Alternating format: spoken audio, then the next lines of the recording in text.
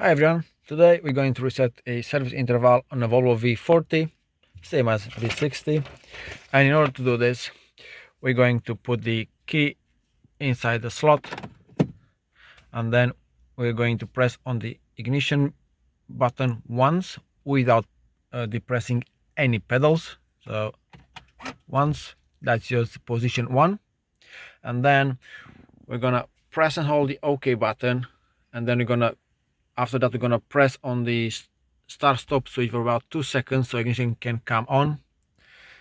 So let's do that. OK, press and hold, release, ignition is on. Now the I symbol will start flashing. When it starts flashing, release the OK button. There we go, release. Now the audible signal you just heard, it's a confirmation that the service interval have been resetted. Right, thank you very much for watching this video. I hope you do find it useful, and I will see you on my next one.